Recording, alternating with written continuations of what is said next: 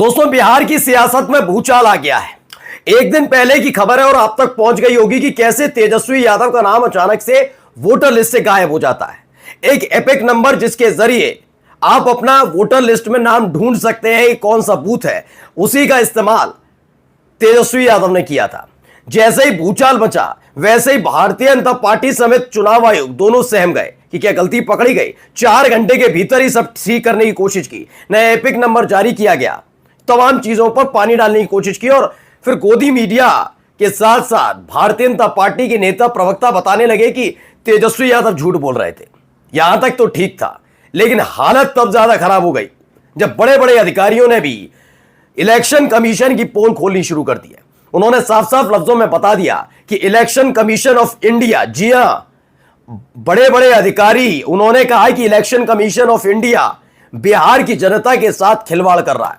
उन्होंने बताया कि कैसे उनका और उनकी पत्नी, उनके घर वालों का गायब हो चुका है वोटर लिस्ट से नाम, कैसे उन्हें परेशान किया जा रहा है। यानी बिहार के अंदर तेजस्वी यादव की तरफ से उठी हुई आवाज आंदोलन बन गई है और पहली फुर्सत में एसआईआर के खिलाफ कोई बड़ा फैसला जाए तो बड़ी बात नहीं है, क्योंकि इस बार मोर्चा अकेला तेजस्वी यादव ने नहीं संभाल रखा, बल्कि कई आईएएस अधिकारी भी मैदान में उतर आए। नमस्कार, मैं हूं प्रज्वल गौतम और आज आपको दिखाने जा रहा हूं एसआईआर का वो मुद्दा जिसको सुप्रीम कोर्ट के आदेश के बाद बीजेपी और चुनाव आयोग झूम रहे थे।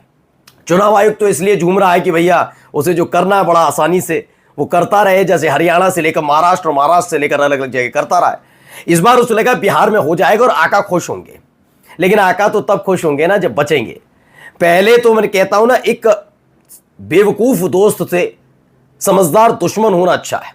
अब जब ऐसे बेवकूफ दोस्त है, वो बेवकूफ दोस्त याद है वो चंडीगढ़ मेयर चुनाव वाला जो कैमरे के सामने ही जीरो कट्टा खेल रहा था। जीरो कट्टा ऐसा खेला था कि सुप्रीम कोर्ट ने कान पकड़ के वहीं से खींच लिया था। वो बात अलग है कि इसी देश की बिकी हुई ईमान वाली मीडिया के बड़े बड़े एंकर ज्ञान की पाठशाला में उसी जीरो कट्टा को सही बता रहे थे कि नहीं नहीं वो ये नहीं कर रहे, वो ये कर रहे हैं। और शर्म इस बात की आज तक नहीं आई कि कम से कम जब सुप्रीम कोर्ट में उसी आदमी ने जिसने जीरो कट्टा खेला था उसने माफी मांग ली, तो कम से कम खुद भी आकर माफी मांग लें। लेकिन ज्ञान की पाठशाला वाले ने माफी नहीं मांगी। खैर, वो लायक भी नहीं, गैरत है ही नहीं इनमें। खैर, अगली खबर दिखा रहा हूं आपको, दिखाऊंगा कैसे अधिकारियों ने मोर्चा खोल दिया है और एसआईआर की पोल खोलनी शुरू कर दी है। यानी एक तरफ इलेक्शन कमीशन ऑफ इंडिया के अधिकारी जो इसे सही बता रहे हैं और एक तरफ उसी लॉबी के और अधिकारी जिन्होंने एसआईआर की पोल खोली है। पहले मैं आपको दिखाने जा रहा हूं हुआ क्या था, एक एक करके। पहले ये वीडियो देखिए आप। यही है ना मेरा, ये एप्लीकेशन है, मेरा भी नहीं है। हम चुनाव कैसे लड़ेंगे? अभी तो ये चुनाव आयोग का एप्लीकेशन है और मेरा ईपीआईसी नंबर हमने इसमें डाला है। ईपीआईसी नंबर अगर आप चाहें तो हम बता भी दें, RAB29162120। तो दरअसल इस वीडियो में उन्होंने कहा कि मेरा नाम वोटर लिस्ट में नहीं है, हम चुनाव कैसे लड़ेंगे, ताज्जुब की बात है यह कहा गया। दरअसल होता क्या है, पहले प्रोसीजर समझिए, क्योंकि इसके बाद आप बीजेपी के नेताओं से अलग अलग बातें सुन रहे होंगे। जब भी इस तरह का कोई फेरबदल आप करवाते हैं तो इसकी जानकारी आपको, जो आपके यहां बना हुआ दफ्तर जहां पर आप करेक्शन करवा रहे हैं नाम का, या अपना पता, बूथ संख्या, तमाम चीजें चेंज कराते हैं, या तो आप जाकर कराते हैं, या फिर जब चुनाव आयोग की तरफ से कुछ किया जाता है तो आप तक एक सूचना पहुंचाई जाती है। रिस्पॉन्सिबिलिटी चुनाव आयोग की होती है, यह आपकी रिस्पॉन्सिबिलिटी नहीं है। जहां आज तक आप बूथ पर, जिस बूथ पर वोट डालते रहे, उस बूथ पर वोट डालने के वक्त अचानक से अगर आपका बूथ बदल दिया जाता है किसी भी वजह से, तो यह जानकारी आपको देनी होगी, मतलब चुनाव आयोग आप तक पहुंचाएगा। तो ये दोनों की जिम्मेदारी होती है। अब तेजस्वी यादव का एपिक नंबर क्या था आपने देखा, वो एपिक नंबर से इन्होंने सर्च किया, लेकिन अचानक से पता लगा कि इनका नाम नहीं है। जब तेजस्वी यादव ने इसको लेकर मीटिंग कर दी तो उन्होंने बड़ा माथा फोड़ा होगा अपना कि गलती क्या कर दी, हमने तो कहा था गंभीरता से चेक करके रखना, एसआईआर का मुद्दा वैसे ही सरदर्द बना हुआ है, दिमाग खराब हो जाएगा, और तुमने किसी और का नहीं तेजस्वी यादव का ही नाम उड़ा दिया। तो जल्दबाजी में इन्होंने क्या किया, क्योंकि एपिक नंबर इनको पता ही नहीं था तेजस्वी यादव का किया है, तो इन्होंने नया एपिक नंबर जारी कर दिया। और एपिक नंबर जारी किया, इसकी 2 तस्वीरें इन्होंने खुद तेजस्वी यादव ने जारी की हैं। देखिए, ये 2 तरीके की। ये पहले का था जो इनका अपना खुद का वोटर आईडी कार्ड है, उस पर एपिक नंबर अलग है, और जो नया चुनाव आयोग की तरफ से जारी किया गया वो अलग है। इस पर लिखते हैं इलेक्शन कमीशन ने आनंद फानन में नया एपिक नंबर जारी किया।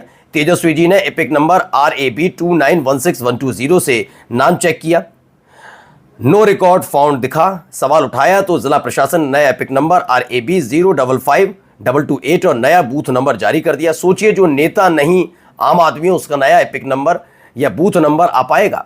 यही सवाल है। सोचिए, चुनाव आयोग ने क्यों नहीं कहा कि एपिक नंबर या बूथ नंबर बदला गया है मतदाता को? इसकी सूचना क्यों नहीं दी गई? यह सवाल लोकतंत्र पर भरोसा और पारदर्शिता का है। क्या सबको दोबारा अपना नाम खोजने का अधिकार मिलेगा? यही है भ्रष्टाचार। सवाल, क्या मतदाता को इसकी जानकारी दी गई थी? यही जानकारी नहीं दी गई। अब जब ये सब बात कही गई और नया एपिक नंबर जैसे ही आया, तमाम चीजें हुई, वोटर लिस्ट में नाम आ गया, तो बीजेपी के नेताओं में जान आ गई कि देखो देखो झूठे हैं, तेजस्वी गुमराह कर रहे हैं, ये कर रहे हैं, बिहार की जनता को बेवकूफ बनाते हैं, ये करते हैं, वो करते हैं। चलिए, तेजस्वी ने तो बना लिया बेवकूफ आपके मुताबिक। अब इन आईएएस का क्या करेंगे जो खुद बता रहे हैं कि आज चुनाव आयोग ने खूंटी पर टांग दी है सारी चीजें? ये मैं नहीं कह रहा हूं, मेरा चैनल नहीं कह रहा, तेजस्वी यादव नहीं कह रहे, व्यास जी। ये व्यास जी एक पूर्व आईएएस अधिकारी हैं, इन्होंने खुद सर्च किया और ऐसे एक नहीं है, कई सारे। जो इनके सवाल हैं जरा सुनिए। तभी मैं कह रहा हूं इलेक्शन कमीशन ऑफ इंडिया की साख कुछ बची नहीं है, कहीं की नहीं बची है। आप सोचिए, महाराष्ट्र के अंदर ऐसे हालात पैदा हो गए कि सरकार जा रही थी, अचानक से बेतहाशा वोटों की बारिश हो जाती है। एक गांव, महाराष्ट्र का भी बता रहा हूं आपको, एक गांव जहां पर गांव वाले खुद कहते हैं हमने तो वोट कास्ट किया है। या ये कैसे कह सकते हैं गांव में से एक भी वोट कांग्रेस के नाम नहीं गया? चलिए एक बार हम ऐसी डेमो कर लेते हैं। अपनी साख, अपनी लुटती हुई असमत को बचाने के लिए चुनाव आयोग ने वहां धारा 144 लगवा दी। ये हालात पैदा हो रहे हैं और फिर कहते हैं इलेक्शन कमीशन का सम्मान करो, इन चुनाव आयुक्त का सम्मान करो। अरे तुमने अपनी इज्जत सरकार के चरणों में रख दी है जाकर, तुम्हें शर्म नहीं आती? हमारे देश को विश्व का सबसे बड़ा लोकतांत्रिक देश कहा जाता है और लोकतंत्र के सबसे पहले चुनाव के जरिए ही जिंदा होता है। उसका पहला ही स्टेप यह है और उसकी जिम्मेदारी तुम्हारी होती है और तुमने अपने ईमान को खूंटी पर टांग रखा है। आप देखो क्या कह रहे हैं, आप ही के लेवल लॉबी के लोग हैं ये पूर्व आईएएस अधिकारी क्या कह रहे हैं। मित्रों, निर्वाचन आयोग के मुताबिक उन्होंने अपने वेबसाइट पर वोटर लिस्ट का प्रारूप अपलोड कर दिया है। मैंने अपना और अपनी श्रीमती का नाम चेक करने की उत्सुकतावश कथित प्रारूप डाउनलोड किया। अब अपना एपिक नंबर, जिसे निर्वाचन आयोग ने 11 दस्तावेजों की अपनी सूची में शामिल नहीं किया है और सुप्रीम कोर्ट के सुझाव के बाद भी शामिल करने में आनाकानी कर रहा है, निर्धारित खाने में डालकर अपना स्टेटस देख सकते हैं। हम दोनों ने जब यही किया, यानी ये जो व्यास जी हैं वो और उनकी पत्नी ने, तो हमें अपने बीएलओ से संपर्क करने को कहा जा रहा है, जबकि बीएलओ हमारा गणना प्रपत्र भरकर जरूरी कागजातों का फोटो खींच कर ले गए थे। इसे कहते हैं अजब तेरी लीला, गजब तेरा खेल, छुचुंदर के सिर पर चमेली का तेल। जब गलत लोगों के हाथ में सर्वाधिकार चला जाता है, उन्हें मनमानी करने से कौन रोकेगा? अब ये तेजस्वी नहीं कह रहे, मैं नहीं कह रहा, मेरा चैनल नहीं कह रहा, कौन कह रहा है? एक पूर्व आईएएस अधिकारी ने, अपने ही साथ काम करने वाले आईएएस अधिकारी जो इस समय चुनाव आयोग में बड़ी बड़ी डींगे हाँक कर पूरी स्वच्छता का दावा करने के साथ बैठे हैं, उनकी पोल खोली है। गलत हाथों में चला गया, ये साफ कह दिया है। आज सोचिए कितने वोट काटे जा रहे हैं, एक के बाद एक वोट काटे जा रहे हैं। अब देखिए एक और सवाल, इन्होंने आगे क्या कहा, समझ लीजिए जब हम पढ़े लिखे सेवानिवृत्त सरकारी कर्मचारियों की हालत ईआईसी कर रहा है, तब प्रवासी मजदूरों को और कम पढ़े लिखों लोगों की क्या स्थिति होगी? वे अपना नाम ढूंढते रह जाएंगे। यही बात तो कही तेजस्वी यादव ने, कि बात सिर्फ तेजस्वी यादव की नहीं है, उन 65 लाख मतदाताओं की है जिनके नाम को आपने हटा दिया है। किस आधार पर हटाया? क्या उन्हें सूचित किया? क्या उन्हें बताया? क्या सारे घुसपैठिए घोषित किए? क्या बताया गया? आपने किस लिहाज से किया ये सब? ये तो तेजस्वी यादव का नाम किसी भले मानस इलेक्शन कमीशन के कर्मचारी के हाथ से ना हटता तो यकीन मानकर चलिए पोल खुल नहीं पाती, कोई पूछ नहीं पाता। सांस फूलने लग गई थी बीजेपी के नेताओं की, इलेक्शन कमीशन की। अब तो आपके साथ ही लोग भी कह रहे हैं ना, आप गलत कर रहे हो। नमस्कार।